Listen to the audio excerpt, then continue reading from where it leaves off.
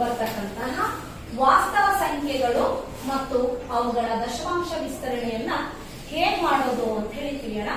ಪ್ರೀತಿ ವಿದ್ಯಾರ್ಥಿಗಳೇ, ಈ ವಾಸ್ತವ ಸಂಖ್ಯೆಗಳು ಮತ್ತು ಅವುಗಳ ದಶಮಾಂಶ ವಿಸ್ತರಣೆಯನ್ನ ಮಾಡಲಿಕ್ಕಿಂತ ಮುಂಚೆ ನಾನು ನಿಮಗೆ ಒಂದು ಸಣ್ಣ ಕಥೆಯನ್ನ ಹೇಳ್ತೀನಿ. ಸವಿತಾ ಮತ್ತು ಶಮ ಅಂತ ಇಬ್ರು ಹುಡುಗಿಯರಿರ್ತಾರೆ. ಸವಿತಾ ಮತ್ತು ಶಮ ಕೆಲವು ಲೇಖನಿ ಸಾಮಗ್ರಿಗಳನ್ನ ಕೊಂಡುಕೊಳ್ಳಲು ಎಲ್ಲಿಗೆ ಹೋಗ್ತಾರೆ? ಅಂಗಡಿಗೆ ಹೋಗ್ತಾರೆ. ಸೊ ಸವಿತಾ ಮತ್ತು ಶಮ ಕೆಲವು ಲೇಖನಿ ಸಾಮಗ್ರಿಗಳನ್ನ ಕೊಂಡುಕೊಳ್ಳಲು ಅಂಗಡಿಗೆ ಹೋಗ್ತಾರೆ. ಆಗ ಸವಿತಾ ಏನಂತ ಹೇಳ್ತಾಳೆ ಅಂದ್ರೆ, ನೋಡೇ ನನ್ನ ಹತ್ರ ₹5.75 ಇದೆ ಅಂತ ಹೇಳ್ತಾಳೆ.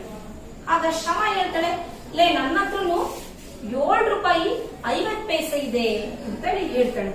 ಸೊ ಈ ರೀತಿ ಹೇಳೋದವ್ರು ಹೆಂಗೆ ಅಂದ್ರೆ, ಅವರಿಗೆ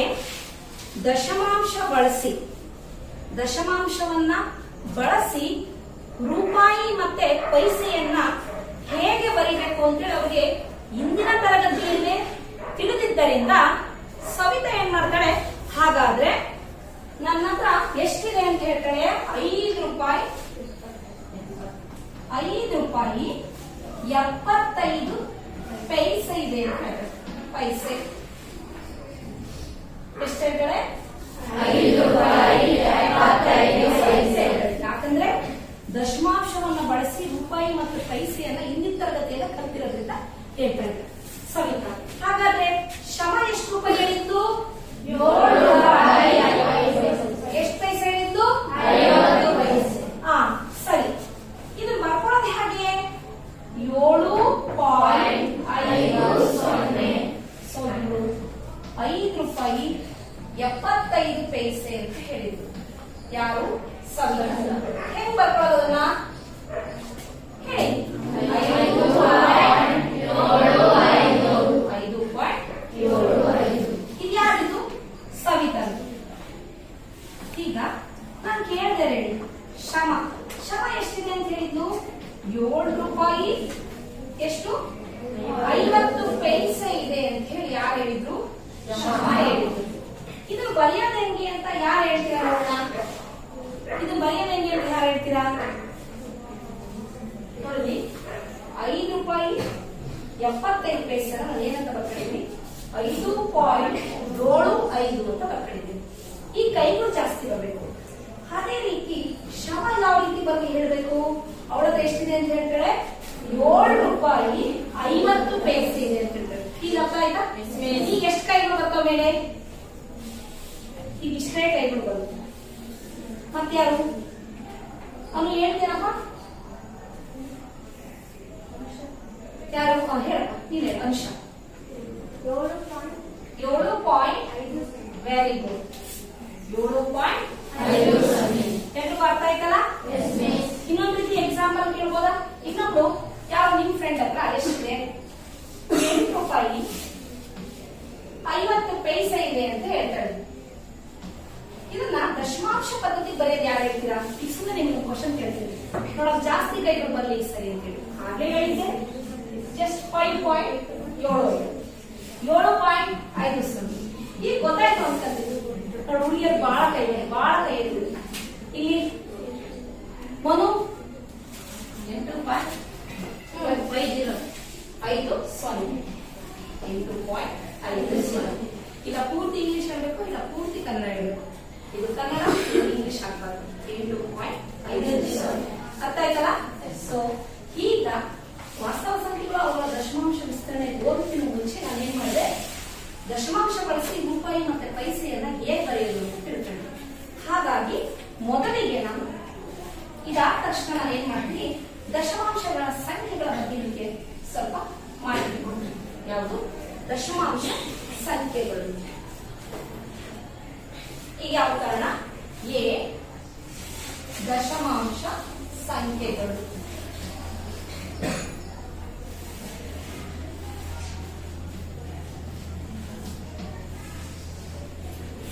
ಏನ್ ಬಂದಿದೆ ಬೋರ್ಡ್ ಮೇಲೆ? ದಶಮಾಂಶ ಸಂಖ್ಯೆಗಳು.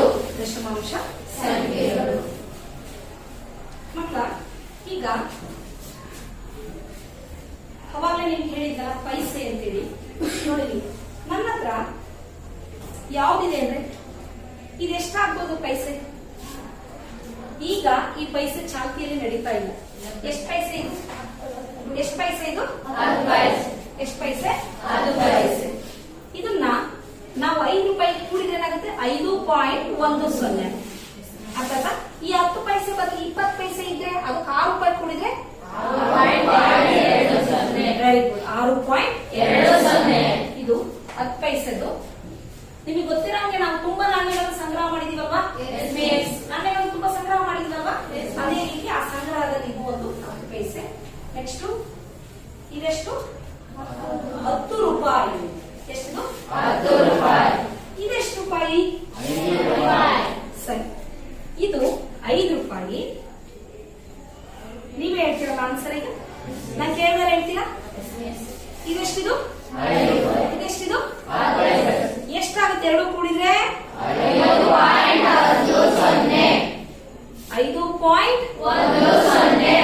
ಮತ್ತೆ ಏನೋ ಬಂತಲ್ಲ ವಾಯ್ಸ್, ಇನ್ನೊಂದ್ಸರಿ ಹೇಳ್ರಿ. 5.10. 5 ರೂಪಾಯಿಗೆ 10 ಪೈಸೆ ಕೂಡಿದ್ರೆ 5.10. ನೆಕ್ಸ್ಟ್ ಇವಾಗ ನಾನು ದಶಮಾಂಶ ಸಂಖ್ಯೆಗಳನ್ನ ಕೊಟ್ಟಾಗ ಭಿನ್ನರಾಶಿ ರೂಪದಲ್ಲಿ ಹೇಗ್ ಬರೆಯೋದು ಅಂತ ತೋರಿಸ್ತೀನಿ. ನಾನು ಒಂದು ಬರಿತೀನಿ, ಉಳಿದವ್ರು ನಾವು ಕೇಳಿಕ್ಕೆ ನನ್ನ ಕೈ ಎತ್ತಬೇಕು, ಕೇಳಿದವ್ರು ಮಾತ್ರ ಆನ್ಸರ್ ಹೇಳ್ಬೇಕು. ಅರ್ಥಾತ್ ಈಗ ನಾನು ಮಾಡ್ತಾ ಇರ್ತಂತ ಈ ಟಾಪಿಕ್ ಹೋಗೋಕೆ ಮುಂಚೆ ನಾನು ಏನ್ ಮಾಡ್ತೀನಿ, ಸ್ವಲ್ಪ ನಿಮಗೆ ಬೇಸಿಕ್ ಕಾನ್ಸೆಪ್ಟ್ ಅನ್ನ ಹೇಳ್ಕೊಡ್ತಾ ಇದ್ದೀನಿ. ಸೊ ದಶಮಾಂಶ ಸಂಖ್ಯೆಗಳನ್ನ ಭಿನ್ನರಾಶಿ ರೂಪದಲ್ಲಿ ಹೇಗೆ ಬರೆಯೋದು ಅಂತ ಹೇಳಿ ನಿಮಗೆ ತೋರಿಸ್ಕೊಡ್ತೀನಿ ನೋಡ್ರಿ. ಈಗ ಉದಾಹರಣೆಗೆ ಒಂದನೇ ಲೆಕ್ಕ ತಗೊಂಡಿದ್ದೀನಿ, 0.1 ನೋಡಿ. ನೀಟಿಗೆ ಯಾವಾಗಲೂ ಡಿವೈಡ್ ಬರಬೇಕು. ನಂತರ 0.1 ಎಲ್ಲ ನೋಡ್ತಾ ಇರಲ್ಲ. 0.1 ಅದು ಯಾವ ರೂಪದಲ್ಲಿದೆ? ಯಾವ ರೂಪದಲ್ಲಿದೆ? ಯಾವ ರೂಪದಲ್ಲಿದೆ? 0.1 ಅಂತಕ್ಕಂಥದ್ದು ದಶಮಾಂಶ ರೂಪದಲ್ಲಿ. ಇದನ್ನ ನಾವು ಏನಾಗಿ ಬರೀತೀವಿ? ಏನಾಗಿ ಬರೀತೀವಿ? ಭಿನ್ನರಾಶಿ ರೂಪದಲ್ಲಿ ಬರೀತೀವಿ. ನೋಡಿ, ಇದನ್ನ ನಾವು 0.1 ಇರೋದನ್ನ 0.1 ಅಂತ ಬರ್ತೀವಿ. ಪಾಯಿಂಟ್ಗೆ ಯಾವಾಗ 1 ಕೊಡ್ತೀವಿ, ನೆಕ್ಸ್ಟ್ ಬರೋ ಸಂಖ್ಯೆಗಳಿಗೆ 0 ಕೊಡ್ತೀವಿ. 1ರಿಂದ 0 ಇಷ್ಟು ಏನಾದ್ರು ಉಪಯೋಗ ಆಗುತ್ತಾ? ಉಪಯೋಗ ಆಗುತ್ತಾ? ಇಲ್ಲ. ಅದಕ್ಕೆ ನಾನೇನ್ ಮಾಡ್ತೀನಿ, 0 1 ಅಂತ ಬರ್ಕೊಳ್ಳೋದಿಲ್ಲ, ಬರೀ 1 ಅಂತ ಬರ್ಕೊಂತೀವಿ. ಇನ್ನೊಂದ್ಸರಿ ನೋಡಿ, 0.1 ಅನ್ನ ನಾವು ಯಾವ ರೀತಿ ಬರೀತೀವಿ ಅಂದ್ರೆ 1 ಡಿವೈಡ್ ಬೈ 10 ಅಂತ ಬರೀತೀವಿ. ಇದನ್ನ ಯಾವ ರೀತಿ ಓದ್ಬೋದು? 10ನೇ 1. ಯಾವ ರೀತಿ ಓದ್ಬೋದು? 10ನೇ 1. 0.1 ಅನ್ನು 1 ಬೈ 10 ಅಂತ ಬರೀತೀವಿ. ಈಗ ಎರಡನೇದು 0.15. ನಾನು ಹೇಳಿದ್ದೀನಿ 0 ಈ ಕಡೆ ಇದ್ದ ವ್ಯಾಲ್ಯೂ ಇಲ್ಲ, ನೀವು 0 ಬಿಟ್ಟು ಉಳಿದಿದ್ದೀರಿ ಹೇಳಿ ಅದನ್ನ ಏನ್ ಬರಲಿಲ್ಲ. 1 ನಿಮಿಷ ನಾನು ಕೇಳಿದಷ್ಟೇ ಹೇಳ್ಬೇಕು. ಇದು ಪಾಯಿಂಟ್ ಇದೆ, ಇಲ್ಲೂ ಪಾಯಿಂಟ್ ಇದೆ. ಪಾಯಿಂಟ್ಗೆ ಏನ್ ಬರಬೇಕು? ಯಾವಾಗ 1 ಬರಬೇಕು. ನೆಕ್ಸ್ಟ್ ಆ ಕಡೆ ಇರ್ತಕ್ಕಂಥ ಸಂಖ್ಯೆಗಳಿಗೆ ಏನಂತ ಹಾಕ್ಬೇಕು? 0 0 ಅಂತ ಹಾಕ್ಬೇಕು. ಇದಕ್ಕೆ ಯಾರು ಹೇಳ್ತೀರಾ? ಯಾರು ಹೇಳ್ತೀರಾ?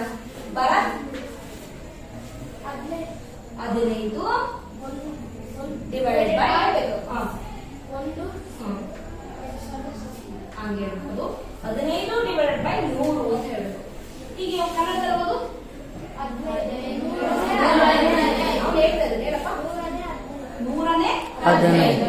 Very good. 100ನೇ 15. ಇನ್ನೊಂದು ಲೆಕ್ಕ ಹೇಳ್ತೀವಿ, ಯಾರು ಹೇಳ್ತೀರಾ ನೋಡೋಣ. 3ನೇ ಲೆಕ್ಕ 0.02. ಬಾಣ ಕೈಗಳು ಬರಬೇಕು. 0.02. ಈ 0 ಲೆಕ್ಕ ಇಲ್ಲ, ಹಿಂದೆ 0 ಇದೆಯಲ್ಲ, ಲೆಕ್ಕ ಇಲ್ಲ, ಇಟ್ಟಿರ್ಬೇಕು. ಹೇಳ್ತೀರಲ್ಲ, 1 ಬಂದ ಕೈ. ನೆಕ್ಸ್ಟ್ 0.02.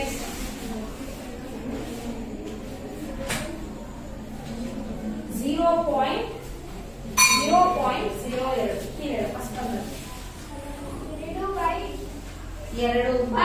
3. Very good. ಇಲ್ಲಿ 0 0 ಇರೋದನ್ನ ನಾವೇನ್ ಮಾಡಿದೆ? 0 ಬಿಟ್ಟು ಏನ್ ಬರ್ಕೊಂಡೆ? 2. ಪಾಯಿಂಟ್ ಏನ್ ಬರ್ದೆ? 1. ಉಳಿದಿರ್ತಕ್ಕಂಥ ಎರಡು ಸಂಖ್ಯೆಗೆ 0. ಸೊ ಇವಾಗ ನಾನು ಲಾಸ್ಟ್ ಇನ್ನೊಂದು ಲೆಕ್ಕ ಹಾಕ್ತೀನಿ. ಆಲ್ಮೋಸ್ಟ್ ಆಲ್ ಎಲ್ಲರೂ ಹೇಳಿದೆ. ಎಷ್ಟು ಕೈಗಳು ಬಂತು? ಈಗ ಇಲ್ಲಿ ಯಾವುದೇ ರೀತಿಯಾದ 0ಗಳಿದಾವ? ಇಲ್ಲಿ ಯಾವುದೇ ರೀತಿ ಸೊನ್ನೆಗಳನ್ನು ಬಿಟ್ಟು ಬರ್ಕೊಳ್ಳೋದಿದೆಯಾ? ಇಲ್ಲ.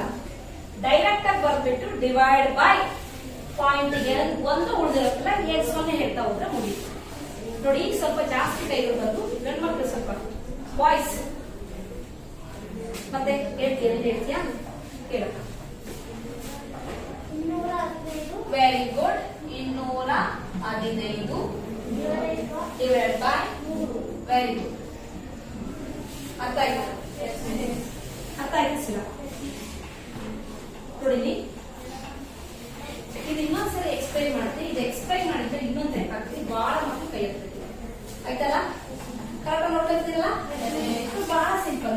0.1 ಅಂದ್ರೆ 1 ಬರ್ಕೊಂಡೆ ಡಿವೈಡ್ ಬೈ ಪಾಯಿಂಟ್ಗೆ 1 ಉಳಿದಕ್ಕೆ 1 ಬೈ 0.15 ಇದೆ. 15ನೇ ಬೈ ಪಾಯಿಂಟ್ಗೆ 1 100 ನೆಕ್ಸ್ಟ್ ಇಲ್ಲಿ ಬಂದು 0.02 ಪಕ್ಕದಲ್ಲಿ 0 ಇರೋದನ್ನ ನಾವು ಅದನ್ನೇ ಕೌಂಟ್ ಮಾಡೋಣ. 2 ಡಿವೈಡೆಡ್ ಬೈ ಪಾಯಿಂಟ್ಗೆ 1 ಉಳಿದ ಕಳಿಸ್ಕೊಂಡೆ 100.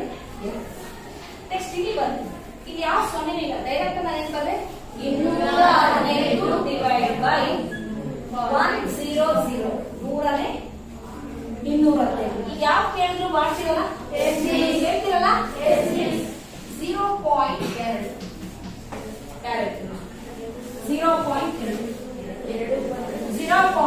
ಇಷ್ಟು ಕೈಗಳು ತುಂಬಾ ಕೈಗಳು ಬಂದು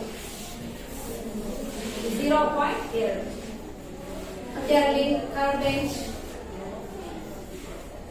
ಕೇಳಲ್ಲ 2 divided by 10. Very good. 2 divided by 4 ಆಯ್ತಲ್ಲ? ಬರ್ಕೊಂಡಿದ್ದಾಯ್ತಲ್ಲ? ದಶಮಾಂಶವನ್ನ ಕೊಟ್ಟಾಗ ಅವುಗಳನ್ನ ಭಿನ್ನರಾಶಿ ರೂಪದಲ್ಲಿ ಹೇಗೆ ಬರೀಬೇಕು ಅಂತ ಹೇಳ್ತಾರೆ.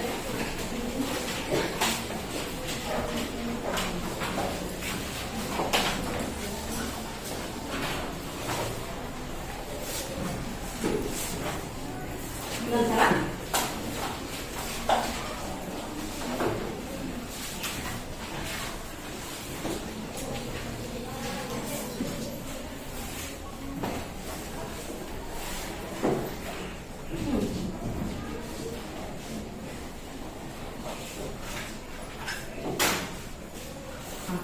ಇಲ್ಲಿ ನೋಡಿ, ಈಗ 0 ಮತ್ತೆ 1 ನಡುವೆ ಇರ್ತಕ್ಕಂಥ ದಶಮಾಂಶಗಳನ್ನು ಹೇಳ್ತೀನಿ.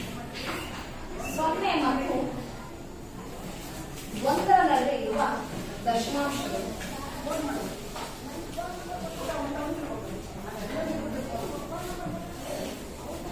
0 ಮತ್ತೆ 1 ನಡುವೆ ಇರ್ತಕ್ಕಂಥ ದಶಮಾಂಶಗಳು. ಏನ್ ಈ ಕಡೆ ಗಮನ ಕೊಡ್ತೀರಾ? ಯಾರು ಮಾತಾಡ್ತಾರೆ ಈ ಕಡೆ ಗಮನ ಕೊಡಬೇಕು. 0 ಮತ್ತೆ 1 ನಡುವೆ ಇರ್ತಕ್ಕಂಥ ದಶಮಾಂಶಗಳು ನೋಡಿ. ನಾನು ಯಾವ್ದಾದ್ರು ಒಂದು ಹೇಳ್ತೀನಿ. 0 ಭಾಗಲಬ್ಧ ಸಂಖ್ಯೆ ಅಲ್ವಾ? 1 ಅದೆಂತ ಸಂಖ್ಯೆ? ಸ್ವಲ್ಪ ಉಸಿರು ಬಿಡ್ಬೇಕಾಯ್ತಾ? 0 ಅಂತಕ್ಕಂಥದ್ದು ಮತ್ತೆ 1 ಅಂತಕ್ಕಂಥದ್ದು ಏನು? ಭಾಗಲಬ್ಧ ಸಂಖ್ಯೆ. ಈ ಭಾಗಲಬ್ಧ ಸಂಖ್ಯೆ ಒಳಗೆ ನಾವೇನಂತ ಏನ್ ಬರೀಬೇಕು? ದಶಮಾಂಶ. ದಶಮಾಂಶ ಸಂಖ್ಯೆಗಳಂದ್ರೆ ಬಿಂದು ಇರೋದನ್ನ ಬರೀಬೇಕು. ಈಗ ನಾನು ಯಾವ್ದಾದ್ರು 1 ಹೇಳ್ತೀನಿ. 0.1 ಆಗ್ಬೋದಾ? ದಶಮಾಂಶ ಸಂಖ್ಯೆ ಆಗ್ಬೋದಾ? ಇನ್ನುಳಿದ ನೀವು ಹೇಳ್ತೀರಾ? 0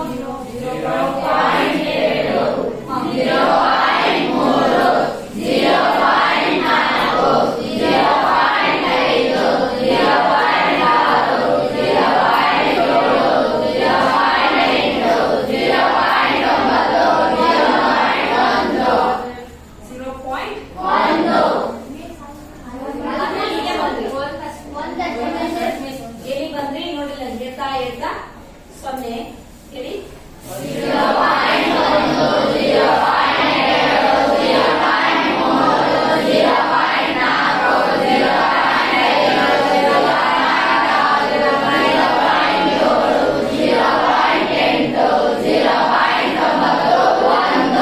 ಮತ್ತೆ ಅವಾಗ ಏನ್ ಹೇಳ್ತೀನಿ? 0.9 ಅಂದ್ರೆ ಯಾವ ಸಂಖ್ಯೆ ಬರುತ್ತೆ? 1.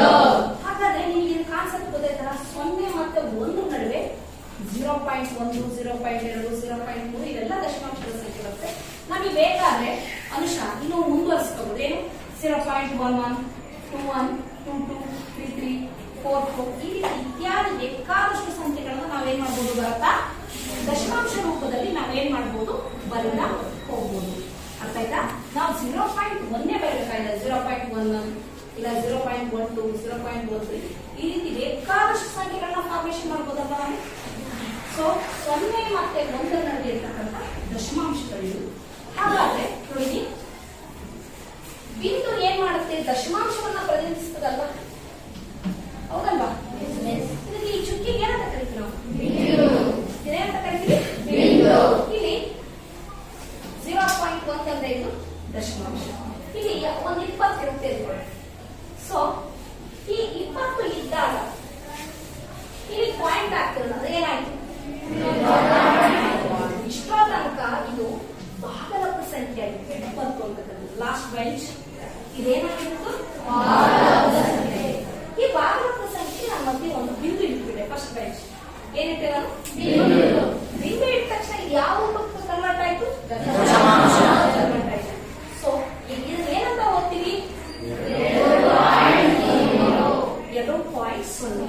ಅರ್ಥಾಯ್ತಾ? ಪೂರ್ತಿ ಕನ್ನಡದಲ್ಲಿ ಇರಬೇಕಿಲ್ಲ, ಪೂರ್ತಿ ಇಂಗ್ಲಿಷ್ 2.0. ಹಾಗಾದ್ರೆ ದಶಮಾಂಶ ಸಂಖ್ಯೆ. ಹಾಗಾದ್ರೆ ನನಗೆ ಒಂದು ವಿಚಾರ ಗೊತ್ತಾಯ್ತು, ಏನು? ಬಿಂದು ದಶಮಾಂಶವನ್ನ ಪ್ರತಿನಿಧಿಸುತ್ತೆ ಅಲ್ವಾ? ಅರ್ಥಾಗ್ತಿದ್ಯಾ? ಬಿಂದು ಏನನ್ನ ಪ್ರತಿನಿಧಿಸುತ್ತದೆ? ದಶಮಾಂಶವನ್ನು. ಸೊ ಬಿಂದು ದಶಮಾಂಶವನ್ನ ಪ್ರತಿನಿಧಿಸುತ್ತದೆ. ಸೊ ಹಾಗಾದ್ರೆ ನಾವೇನ್ ಮಾಡೋಣ? ಇದು ದಶಮಾಂಶಗಳ ಬಗ್ಗೆ ನಾವೇನ್ ಮಾಡ್ತಾ ಹೋಗೋಣ, ಹೆಚ್ಚಿಗೆ ತಿಳಿತಾ ಹೋಗೋಣ. ಸೊ ನಂತರ ನೋಡಿ, ಬಿಂದು ದಶಮಾಂಶಗಳ ಸಂಖ್ಯೆಯನ್ನ ಪ್ರತಿನಿಧಿಸುತ್ತದೆ ಎಲ್ಲರಿಗೂ ಗೊತ್ತಾಗಿದೆ. ಈಗ ನಾನು ಏನ್ ಮಾಡಿದೆ, ವಾಸ್ತವ ಸಂಖ್ಯೆಗಳು ಮತ್ತು ದಶಮಾಂಶ ವಿಸ್ತರಣೆಯಲ್ಲಿ ಬರ್ತಕ್ಕಂಥ ಬೇಸಿಕ್ ಯಾವ್ದು ಹೇಳ್ಕೊಟ್ರೆ ದಶಮಾಂಶ ಸಂಖ್ಯೆಗಳನ್ನ ಹೇಳ್ತಾರೆ. ಗೊತ್ತಾಗ್ತಿಯಲ್ಲೇನಪ್ಪ? ದಶಮಾಂಶ ಸಂಖ್ಯೆಗಳನ್ನ ಹೇಳ್ಕೊಟ್ಟೆ. ನಾನು ಈ ತರಗತಿಯಲ್ಲಿ ಭಾಗಲಬ್ಧ ಸಂಖ್ಯೆಗಳನ್ನ ಯಾವ ರೀತಿ ದಶಮಾಂಶ ವಿಸ್ತರಣೆಯನ್ನ ಮಾಡೋದು ಅಂತ ಹೇಳ್ಕೊಡ್ತಾ ಇದ್ದೀನಿ. ಏನು? ಭಾಗಲಬ್ಧ ಸಂಖ್ಯೆಗಳನ್ನ ಯಾವ ರೀತಿ ದಶಮಾಂಶ ವಿಸ್ತರಣೆಯನ್ನ ನಾವು ಮಾಡೋದು ಅಂತ ಹೇಳಿ ಈ ತರಗತಿಯಲ್ಲಿ ಕಲಿಯೋಣ. ಸೊ ನೋಡಿ ವಿದ್ಯಾರ್ಥಿಗಳೇ,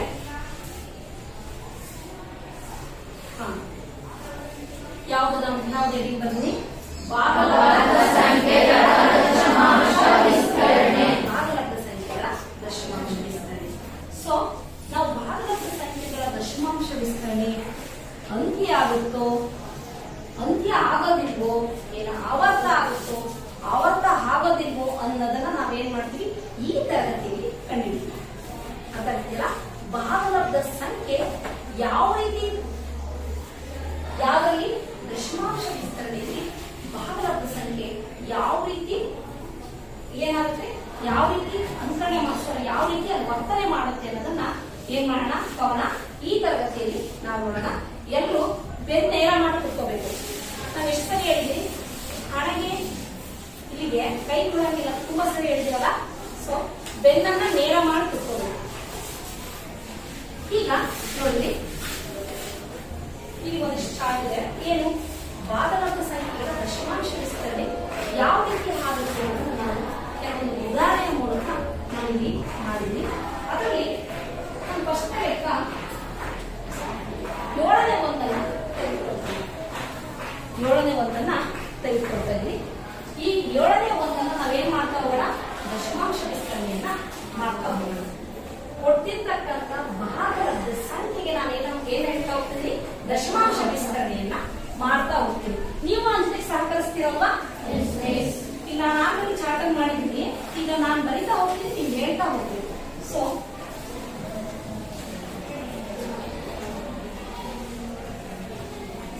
7ರಿಂದ 1 ಭಾಗ ಆಗುತ್ತಾ?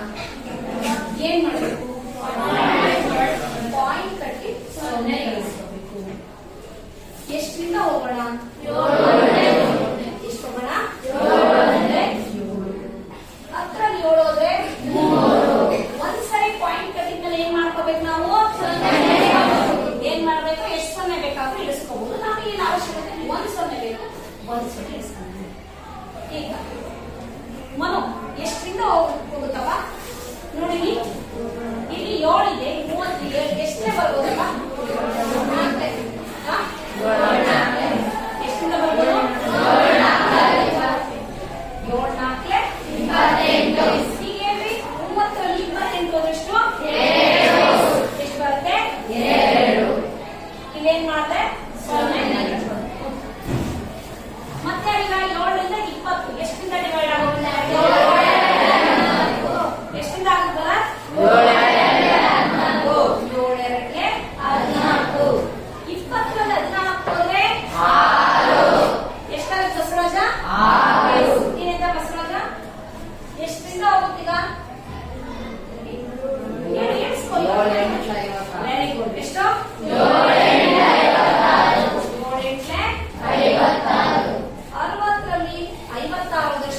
ನಾಲ್ಕು ಸೊನ್ನೆ. ಈಗ ಎಷ್ಟಿಂದ ಹೋಗುತ್ತೆ? ಆ? 7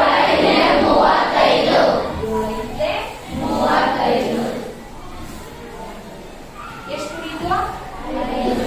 0. ಎಷ್ಟಾಗುತ್ತೀಗ? 7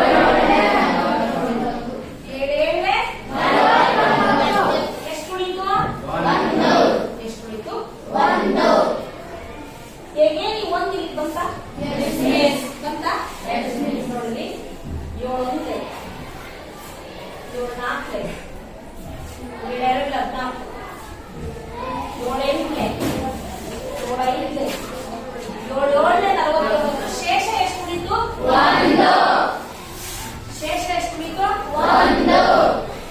ಸ್ಟಾಪ್ ಪಾಯಿಂಟ್ ಅಲ್ಲಿ ನಿಂತ ಸ್ಟಾಪ್ ಪಾಯಿಂಟ್ ಅಲ್ಲಿ ನಾವು ನಿಂತ ಮುಂದಕ್ಕೆ ಹೋಗುತ್ತಾ? ಏನಾಗುತ್ತೆ? ಮುಂದಕ್ಕೆ ಹೋಗುತ್ತೆ. ಮತ್ತೆ ಯಾವ ರೀತಿ ಶೇಷಗಳು ಬರ್ತವೆ ನೋಡಿ. 1 ಆಯ್ತು ನಾನು ಹೇಳ್ಕೊಡ್ತೀನಿ ನೋಡ್ರಿ, ಆಮೇಲೆ ನೀವು ಹೇಳಿ. ಈಗ ನೆಕ್ಸ್ಟ್ ಶೇಷ ಎಷ್ಟು ಬಂತು? 1. 1 ಬಂದ್ರೆ 0 ಕಟ್ಟಿದ್ರೆ ಏನಾಗುತ್ತೆ? 1ಕ್ಕೆ 0 ಕಟ್ಟಿದ್ರೆ ಎಷ್ಟಾಗುತ್ತೆ? 10 ಆಗುತ್ತೆ. 10 ಮತ್ತೆ ಎಷ್ಟಿಂದ ಹೋಗುತ್ತೆ? 7. ಮತ್ತೆ 30 ಬರುತ್ತೆ. ಮತ್ತೆ ಎಷ್ಟಿಂದ ಹೋಗುತ್ತೆ? 22. ಮತ್ತೆ 20 ಆಗುತ್ತೆ. ಎಷ್ಟಿಂದ? 14. ನೆಕ್ಸ್ಟ್ 60 ಬರುತ್ತೆ. ಎಷ್ಟಿಂದ ಹೋಗುತ್ತೆ? 56. ನೆಕ್ಸ್ಟ್ ಎಷ್ಟು ಉಳಿಯುತ್ತೆ? 40. ಎಷ್ಟಿಂದ ಆಗುತ್ತೆ? 35. ನೆಕ್ಸ್ಟ್ 50. ಮತ್ತೆ ಎಷ್ಟು ಉಳಿಯುತ್ತೆ? 40. ಹಾಗಾದ್ರೆ ಯಾವ ರಿಪೀಟ್ ಆಗ್ತವೆ ನೋಡಿ. ಫಸ್ಟ್ 0.1 4 2 8 5 7. ಮತ್ತೆ ಯಾವ್ದಾಗುತ್ತೆ? 1 4 2 8 5 7. ಮತ್ತೆ ಯಾವ್ದು ರಿಪೀಟ್ ಆಗುತ್ತೆ? 1 4 2 8 5 7. ನೋಡಿ, ಇದನ್ನ ಈ ರೀತಿ ಕಂಟಿನ್ಯೂ ಆಗುತ್ತೆ ಅಂತ ಬೇಕಾದ್ರೆ ಹೇಳ್ಬೋದು. ಒಂದೇ ಮಾತಲ್ಲಿ ಹೇಳೋದಾದ್ರೆ 0.14 2 8 5 7 ಮೇಲೆ ಒಂದು ಬಾರ್ ಹಾಕಿದೆ. ಏನಾಗುತ್ತೆ? ಆವರ್ತವಾಗುತ್ತೆ. ಏನಾಗುತ್ತೆ? ಆವರ್ತವಾಗುತ್ತೆ. ಅರ್ಥ ಕೇಳ್ತಿದ್ದು? ಇಲ್ಲಿಂದ ಸ್ಟಾರ್ಟ್ ಮಾಡಿ ಇಲ್ಲೇವರೆಗೂ ನಾವು ಬಾರ್ ಹಾಕಿದ್ರೆ ನೆಕ್ಸ್ಟ್ 7 ಆದ್ಮೇಲೆ ನಮ್ಗೆ ಯಾವ ಸಂಖ್ಯೆ ಬರುತ್ತೆ? ಆಮೇಲೆ 4 2 8 5 7. ಸೊ ಇದನ್ನ ಏನಂತ ಕರಿತೀವಿ? 1/7 ಈ ರೀತಿ ಆನ್ಸರ್ ಬರೀತೀವಿ. ನೋಡಿ ಹೀಗೆ ಬರ್ತೀನಿ ನಾನು. 1/7 0.14 2 8 5 7 ಒಂದು ಭಾಗ ಹಾಕಿದ್ದೀನಿ. ಸೊ ಇದರಿಂದ ನಿಮಗೆ ಏನ್ ತಿಳಿದು ಬಂತು? ಏನಾಗುತ್ತೆ? ಏನಾಗುತ್ತೆ? ಸೊ ಇದು ನಮಗೆ ಒಂದು ಗೊತ್ತಾಯ್ತು. ಏನು? ಭಾಗಲಬ್ಧ ಸಂಖ್ಯೆಗಳ ದಶಮಾಂಶ ವಿಸ್ತರಣೆ ಏನಾಗುತ್ತೆ? ಏನಾಗುತ್ತೆ?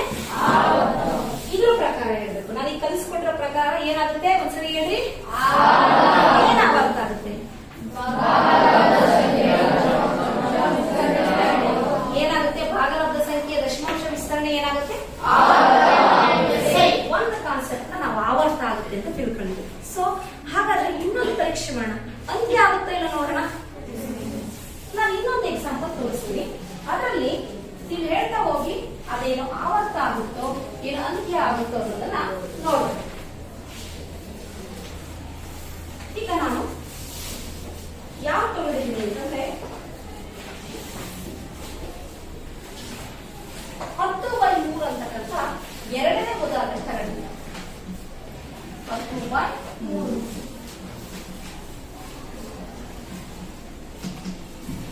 ಸ್ಟಾರ್ಟ್ ಮಾಡೋಣ. ಯಾವುದರಿಂದ ಬಾಕ್ಸೋಣ ಹೇಳಿ? 3ರಿಂದ 10 ಬಾಕ್ಸ್ ಹೇಳಿ. ಯಾಕೆ ಪಾಯಿಂಟ್ ಕಟ್ಕೊಳ್ಳಿಲ್ಲ? ಏನಾಗಿದೆ? ವಾಚ್ಯ ವಾಚಕ ಇನ್ನೇನಾಗಿತ್ತು? ವಾಚ್ಯ ನಾನು 0 ಇಟ್ಕೊಂಡ್ರೆ ಪಾಯಿಂಟ್ ಕಟ್ಟಿದ್ದು. ವಾಚ್ಯ ಏನಾಗಿತ್ತು? ವಾಚಕ ಏನಾಗಿತ್ತು? ವಾಚಕ ದೊಡ್ಡದಿಲ್ಲ.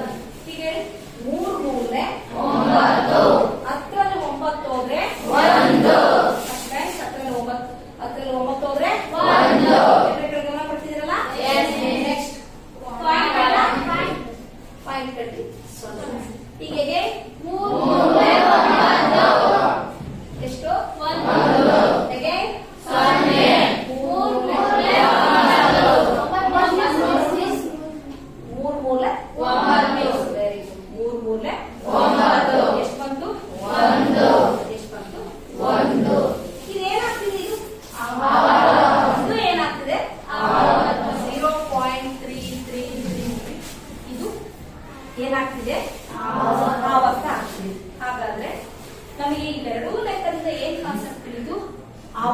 ಆಗ್ತಾ ಇದೆ ಅಂತೀವಿ? 0.33 ಅಂದ್ರೆ 3.33. ಎಲ್ಲಿ? ಇದು ಸರಿ, 3.33. ಸೊ ಈ ಎರಡೂ ಸಂಖ್ಯೆಗಳಿಂದ ನಮ್ಗೆ ಏನ್ ಬಂತು? ಏನ್ ತಿಳಿದ್ವಿ? ಏನಾಗ್ತದೆ? ಬರ್ಕೊಳ್ಳಿ.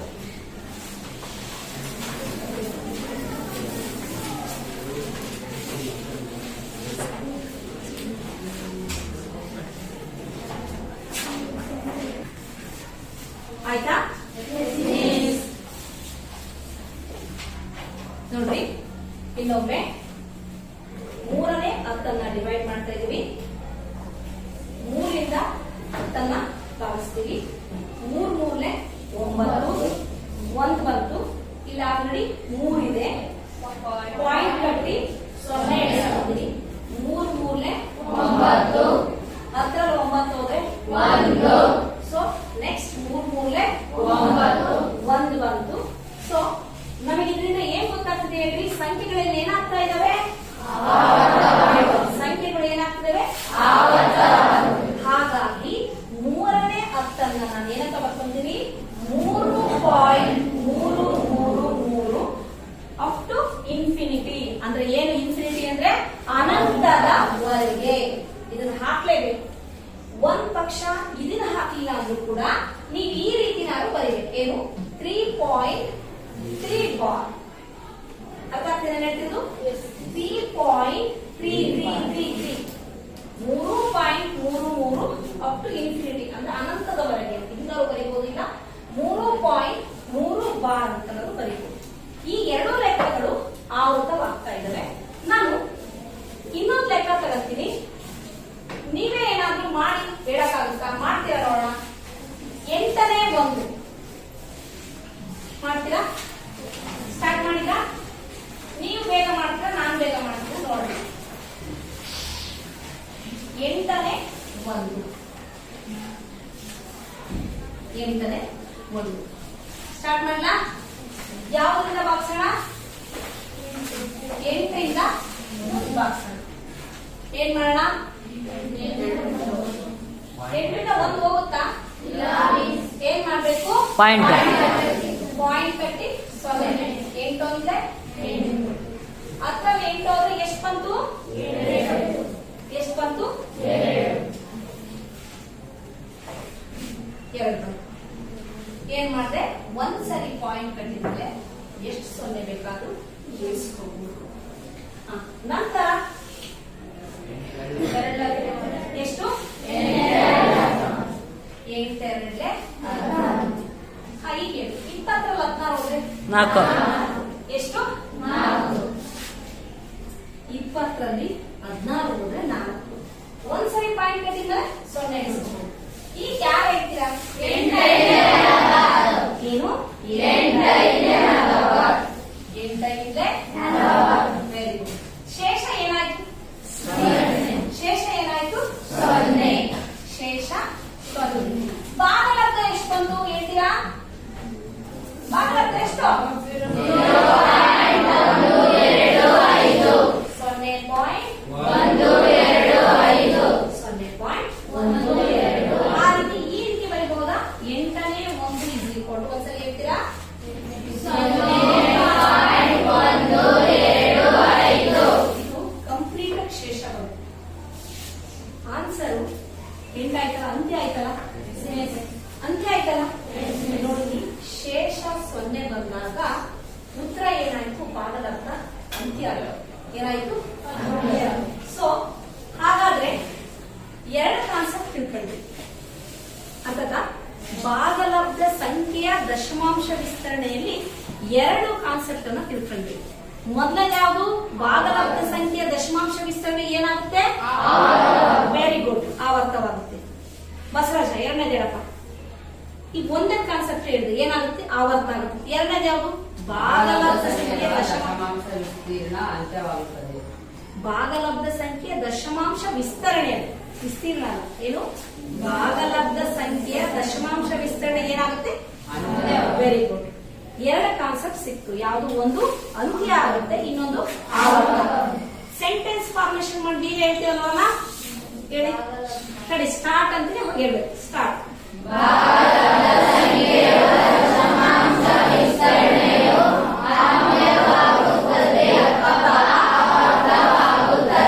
Very good. ಭಾಗಲಬ್ಧ ಸಂಖ್ಯೆಯ ಬೆನ್ನೇರ ಮಾಡ್ತಿಟ್ಕೋಬೇಕು. ಭಾಗಲಬ್ಧ ಸಂಖ್ಯೆಯ ದಶಮಾಂಶ ವಿಸ್ತರಣೆಯು ಒಂದನೇದೇನು ಅಂತ್ಯ ಆಗುತ್ತೆ ಅಥವಾ ಇನ್ನೊಂದೇನು ಆವರ್ತ. ಆಗ ನಾವು ಏನಂತ ಕರಿತೀವಿ, ಅದು ಏನಾಗಿರುತ್ತೆ? ಭಾಗಲಬ್ಧ ಸಂಖ್ಯೆ ಆಗಿರ್ತದೆ. ಅರ್ಥ ಆಯ್ತಾ? ಸೊ ಭಾಗಲಬ್ಧ ಸಂಖ್ಯೆಯ ದಶಮಾಂಶ ವಿಸ್ತರಣೆಯು ಅಂತ್ಯವಾಗುತ್ತೆ ಅಥವಾ ಅಂತ್ಯಗೊಳ್ಳದೆ ಆವರ್ತವಾಗುತ್ತೆ. ಆಗ ಇಲ್ಲಿ ಏನಾಗುತ್ತೆ? ಒಂದು ಭಾಗಲಬ್ಧ ಸಂಖ್ಯೆಯಾಗುತ್ತೆ ಅಂತ ಹೇಳ್ತೀನಿ. ಸೊ ಪ್ರೀತಿ ವಿದ್ಯಾರ್ಥಿಗಳೇ, ನಾವು ಏನ್ ಮಾಡಿದ್ವಿ ಅಂತಂದ್ರೆ, ಇವತ್ತು ಇಲ್ಲಿಯ ತನಕ ನಾನೇನ್ ಮಾಡ್ತಾ ಇದ್ರೆ, ಫಸ್ಟ್ ಏನ್ ಮಾಡಿದೆ? ಮೊದಲಿಗೆ ಬಂದ ತಕ್ಷಣ ಕಥೆ ಹೇಳಿದೆ. ಯಾವುದು? ಸವಿತಾ ಕಥೆ ಹೇಳಿದೆ. ಸವಿತಾ ವಾಸ್ತವ ಸಂಖ್ಯೆಗಳು ಮತ್ತು ದಶಮಾಂಶ ವಿಸ್ತರಣೆಯ ಪಾಠ ಅವಧಿಯಲ್ಲಿ ಏನು ಎಡ್ಡಿಂಗ್ ಹಾಕೊಂಡಿದ್ದು, ಅದಕ್ಕೆ ಸ್ವಲ್ಪ ಬೇಸಿಕ್ ಕಾನ್ಸೆಪ್ಟ್ ನೋಡ್ಬೇಕು ಅಂತ ಸವಿತಾ ಮತ್ತು ಶ್ರಮದ ಕಥೆ ಹೇಳಿದ್ರು. ಕಥೆ ಹೇಳಿದ್ಮೇಲೆ ನಾನು ನೆಕ್ಸ್ಟ್ ಹೇಳಿದಂದ್ರೆ ದಶಮಾಂಶ ಸಂಖ್ಯೆಗಳನ್ನ ಭಿನ್ನರಾಶಿಯ ರೂಪದಲ್ಲಿ ಹೇಗೆ ಬರ್ಕೋಬೇಕು ಅಂತ ಹೇಳಿದ್ರು. ಆಮೇಲೆ ಏನ್ ಮಾಡಿದೆ? ಎರಡು ಭಾಗಲಬ್ಧ ಸಂಖ್ಯೆಗಳಿದ್ರೆ ಅವುಗಳನ್ನ ದಶಮಾಂಶ ರೂಪದಲ್ಲಿ ಮಧ್ಯದಲ್ಲಿ ಹೇಗೆ ಬರೆಯಬೇಕು ಅಂತ ತಿಳ್ಕೊಂಡ್ರು. ಆಮೇಲೆ ಕೊನೆಯದಾಗಿ ಏನ್ ಮಾಡಿದೆ? ತುಂಬಾ ಅತ್ಯಂತ ಇಂಪಾರ್ಟೆಂಟ್ ಆಗಿರೋದೇನು? ಭಾಗಲಬ್ಧ ಸಂಖ್ಯೆಯ ದಶಮಾಂಶ ವಿಸ್ತರಣೆ ಏನಾಗುತ್ತೆ? ಅಂತ್ಯ ಆಗುತ್ತೆ ಅಥವಾ ಆವರ್ತವಾಗುತ್ತೆ. ಅಂತ್ಯ ಆಗುತ್ತೆ ಅಥವಾ ಅಂತ್ಯಗೊಳ್ಳದೆ ಏನಾಗುತ್ತೆ? ಆವರ್ತವಾಗುತ್ತೆ. ಇದನ್ನು ನಾವು ಆಗ ಅದೇನಾಗಿರುತ್ತೆ?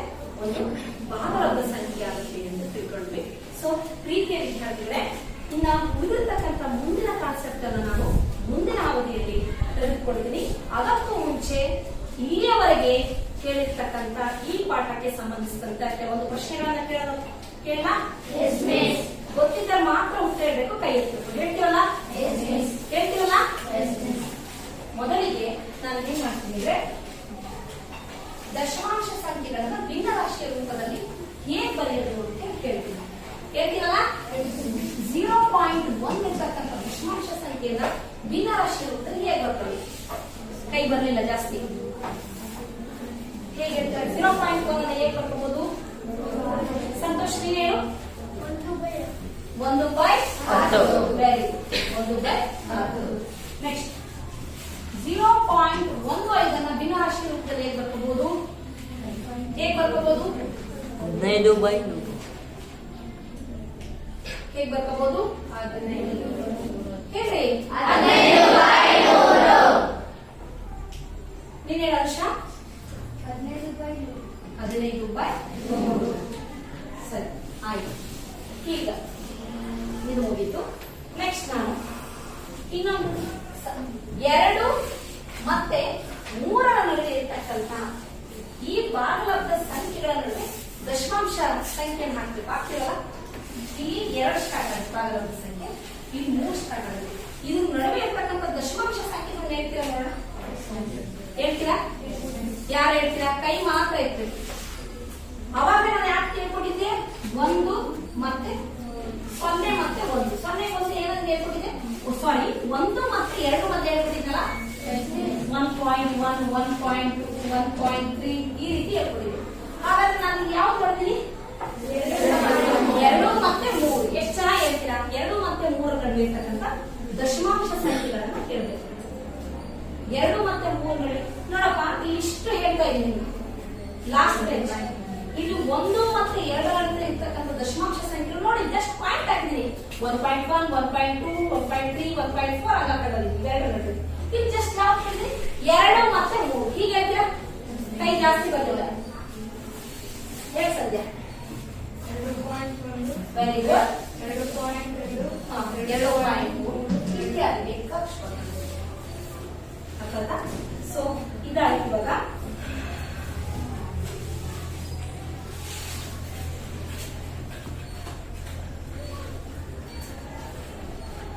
ನಂತರ ಈಗ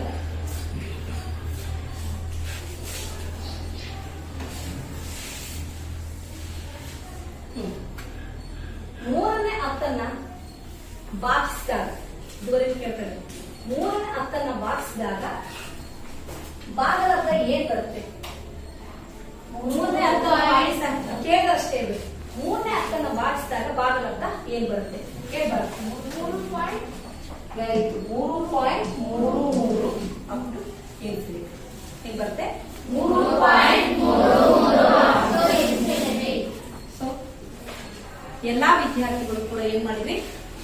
ಸರಿಯಾದ ಉತ್ತರವನ್ನ ಹೇಳಿದಿರಾ. ಎಲ್ಲಾ ವಿದ್ಯಾರ್ಥಿಗಳಿಗೂ ಧನ್ಯವಾದಗಳು.